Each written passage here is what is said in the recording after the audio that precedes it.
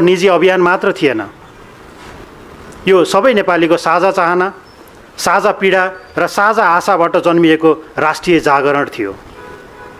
नेतृत्व जेन्जी पुस्ताले गरेको भए पनि अभियान परिवार, समाज र समुदायको सहमति तथा सहभागिताका साथ अगाडि बढेको थियो। घर परिवारभित्र सबै सदस्यको अनुमति, साथ र भरोसा बिना कुनै पनि पुस्ता अघि बढ्दैन भन्ने मूल्यमा यो आन्दोलन उभिएको छ, ताकि परिवर्तन केही व्यक्तिको सपना मात्र होइन, सबैको चाहना भनेर स्थापित होस्। यसै प्रसङ्गमा नेपालको इतिहासको प्रत्येक मोडमा राष्ट्रका लागि जीवन अर्पण गर्ने शहीद लखन थापादेखि जेन्जी आन्दोलनसम्मका सम्पूर्ण ज्ञात अज्ञात शहीद योद्धा र राष्ट्रसेवकहरूप्रति हार्दिक श्रद्धाञ्जली अर्पण गर्दछौँ। राष्ट्र र जनताको पक्षमा उभिँदा घाइते तथा पीडित हुनुभएका सबैमा शीघ्र स्वास्थ्य लाभ, शारीरिक र मानसिक बल सँगै धैर्य प्राप्त होस् भनेर हार्दिक कामना पनि व्यक्त गर्दछौँ। साथै पछिल्लो जेन्जी आन्दोलन सम्बन्धी सत्य तथ्य पत्ता लगाउन गठन गरिएको जाँचबुझ आयोगले निष्पक्ष, स्वतन्त्र र प्रमाणमा आधारित भएर आफ्नो प्रतिवेदन सार्वजनिक गर्नेछ भन्ने पनि हामीले विश्वास लिएका छौँ। आयोगका पदाधिकारी तथा सदस्यहरूले कुनै पनि किसिमको दबाव, पूर्वाग्रह र प्रभावमा नपरी केवल सत्य, प्रमाण र न्यायका आधारमा यथार्थ बाहिर ल्याई जनविश्वास अझ मजबुत बनाउने काम गर्नुहुनेछ भन्ने पनि विश्वास लिएका छौँ। नेपाललाई अब सुन्दर नारा होइन, ठ्याक्कै के कुराको खाँचो छ भन्ने इमान्दार पहिचान चाहिएको छ र त्यसको उत्तर भावनामा होइन, प्रमाण, मेहनत र जिम्मेवारीमा खोजिनुपर्छ। नेपालका हरेक आन्दोलन, त्याग र बलिदानको अन्तिम उद्देश्य सधैँ एउटै थियो, नेपाललाई भ्रष्टाचार मुक्त, न्यायपूर्ण, सुरक्षित, सक्षम, सम्मानित र समृद्ध बनाउने। हामी यही साझा लक्ष्यलाई आजको भाषणमा होइन, आजको काम गर्ने तरिकामा उतार्ने सङ्कल्पका साथ अघि बढिरहेका छौँ। त्यसैले हामी निरन्तर अध्ययन, लेखन, छलफल र सुझाव सङ्कलन गर्दै नेपाललाई व्यवस्थित, जिम्मेवार र परिणाममुखी बनाउने राष्ट्र निर्माणको ब्लुप्रिन्टको पहिलो चरणका रूपमा अघि सारेका छौँ। आज ब्लुप्रिन्ट यात्राको औपचारिक सुरुवात 1 जनवरी 2026देखि भएको थियो। उक्त दिनदेखि हामीले हरेक दिन राष्ट्रका आधारभूत विकास, शासन क्षेत्र पिलरमा केन्द्रित भएर लेखन र विषय निर्माण गर्दै सार्वजनिक बहसलाई तथ्य र जिम्मेवारीपूर्वक डोर्याउँदै आएका छौँ। यही क्रममा 25 जनवरीमा नागरिक प्रश्न तयार गऱ्यौँ, 2 फेब्रुअरीमा नागरिक जिम्मेवारी तयार गऱ्यौँ र नेपालवाद राष्ट्रिय नीति विचार केन्द्रको परिकल्पना मार्फत दीर्घकालीन नीति, ज्ञान, अनुसन्धान, तथ्य आधारित बहस र संस्थागत क्षमताको ढाँचा प्रस्तुत गऱ्यौँ।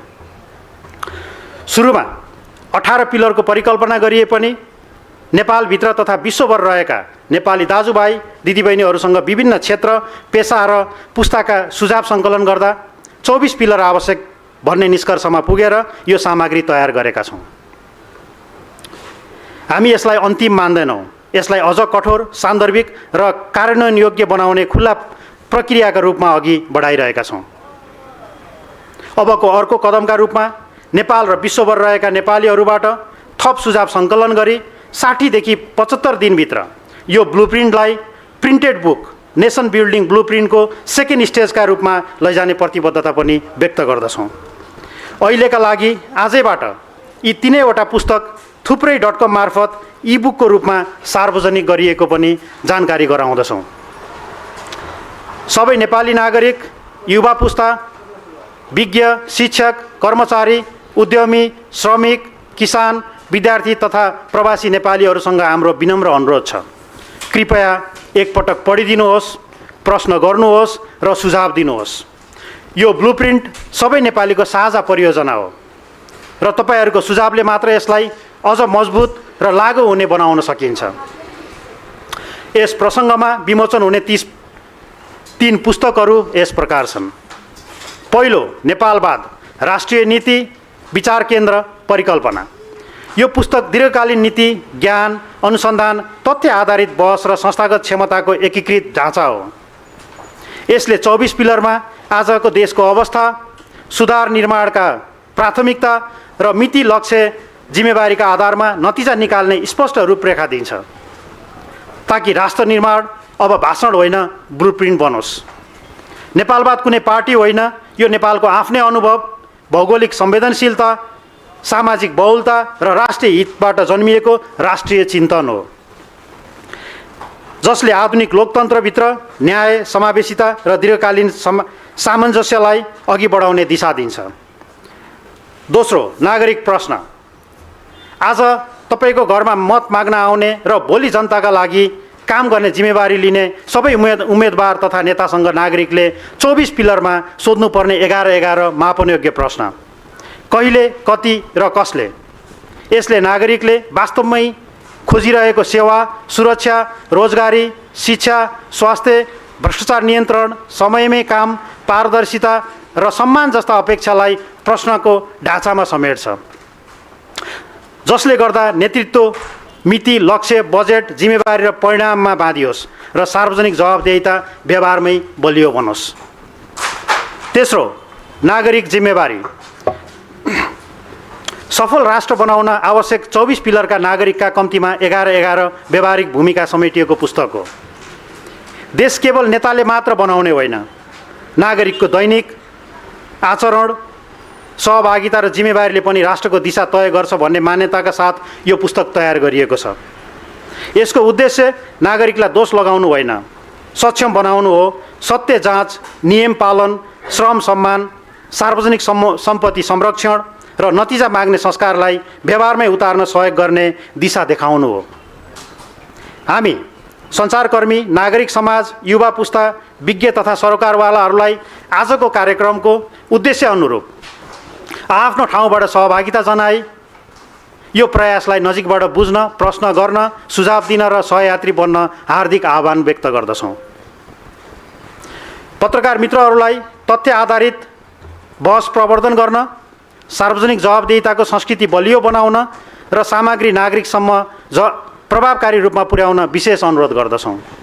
साथै शिक्षक, कर्मचारी, उद्यमी, किसान, श्रमिक, विद्यार्थी, कलाकार, अभियन्ता, प्रवासी नेपाली तथा देश विदेशमा रहनुभएका सम्पूर्ण आमाबुबा, दाजुभाइ तथा दिदीबहिनीहरूलाई पनि म यही आग्रह गर्न चाहन्छु कि यो ब्लुप्रिन्ट पढिदिनुहोस्, आलोचनात्मक सुझाव दिनुहोस् र आवश्यक परे थप कडा प्रश्नहरू पनि थपिदिनुहोस्, किनकि हाम्रो भविष्य हामी सबै मिलेर बनाउने साझा दायित्व हो। लक्ष्य स्पष्ट छ, देशमा कुनै दिन होइन, आजैबाट सकारात्मक परिवर्तन आउनुपर्छ। परिवर्तन भाषणमा होइन, नियम, मापन र उत्तरदायित्वमा देखिनुपर्छ।